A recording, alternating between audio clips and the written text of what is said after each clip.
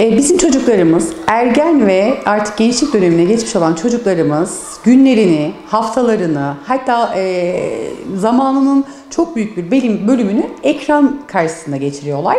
Ekran karşısında duran çocuk öncelikle macera için başlamış olduğu oyundan daha sonrasında orada daha fazla, ne kadar fazla can öldürürse, ne kadar fazla kişiye zarar verirse, ne kadar çok kişiyle zorbalık, gasp tarzı, normal insan kişiliğine uygun olmayan olayları yaşamaya başlarsa daha popüleriter oluyor oyun bazında. Daha mertebesi yükseliyor, daha fazla puan alıyor. Ve burada çocuk artık ekran başında geçirmiş olduğu zaman onu sosyal hayattan kopartmaya başladığı dakika sonrasında bilinçaltı onu sanki gerçek bir hayatmış gibi benimsemeye başlıyor. Ve çocuk oradan öğrenmiş olduğu zorbalık ve şiddet bağımlılığıyla yapmış olduğu, oradaki kişileri öldürmüş olduğu, vermiş olduğu zararlarla da bunu normal dünyasına dökmeye başlıyor.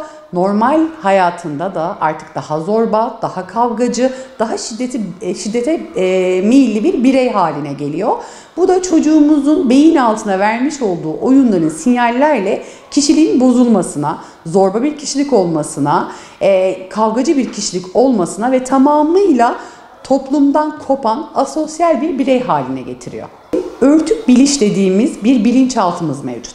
Örtük bilişte çocuk tamamıyla gelen her şeye artık dişil enerji ya da erkeksi enerji, kavga, öyle bir lanse ediliyor ki bu örtük bilişte marka tamamıyla cinsellik, şiddet olarak vermiyor. Ancak mesajlarla bilinçaltımıza vermek istediği sinyali tamamıyla yerleştiriyor.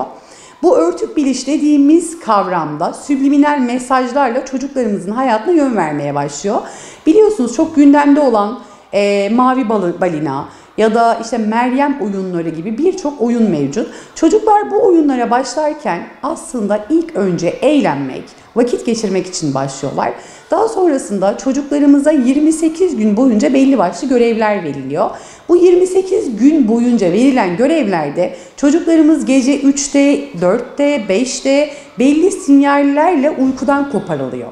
Uykudan kopartılan bu çocuklara yine orada yapılması gereken görevler tek tek verilerek onlar tamamıyla bu subliminal algıyla bu oyuna adapte oluyorlar.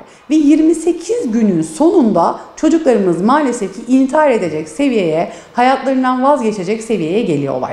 İntihar etmeseler dahi yeme içme bozuklukları, kaygısal bozukluklar, onun yanı sıra uyku bozuklukları, uyumama gibi hayatlarına ve kişiliklerine etki edilecek kazanımlar alıyorlar. Subliminal mesajlar zaten internet ve sosyal medyada o kadar fazla karşımıza çıkıyor ki en son artık genç ve ergenlerimize yönelik olan bu mesajlar ilkokul ve anaokulu çağındaki çocuklarımıza kadar indi. Anne babalar teknoloji çağında dünyaya getirmiş oldukları çocuklarını hiçbir şekilde internetten soyutlayamıyorlar ki zaten soyutlamamalılar da. Bu çocuklar arkadaşlarıyla da konuşmalı, gerekirse ödevlerini ya da sosyal medyadan belli başlı araştırmalar yapmalı. Ancak her zaman söylediğimiz gibi çocukların yatak odasına telefonun girmemesi gerekiyor. Bizim ailecek oturmuş olduğumuz alanlarda çocuk telefonuyla rahat rahat oynayabilir ya da işte tabletiyle, bilgisayarıyla vakit geçirebilir. Ancak çocuğun yalnız kalmış olduğu mahrem alanlarda belli bir yaşa kadar çocukları hiçbir şekilde telefonla baş başa, tabletle baş başa bırakmamalıyız. Bazı bilgisayarlara uygulamacılar yani kesiciler konuluyor. Bu uygulama çocuk 2 saat vakit geçirdikten sonra otomatik internet durduruluyor. Ya da telefonlarına bu durdurucular konulmalı çocukların. Yahut dediğim gibi sadece ailenin ortak alanlarının içerisinde çocukların sosyal medyaya girmesi sağlanmalı. Bunun nedeni bugün eğer cebinizde bir telefon yahut bilgisayar varsa herhangi bir pasaporta ihtiyacınız yok. Siz dünyanın herhangi bir yerine istediğiniz bir şekilde gidebilirsiniz.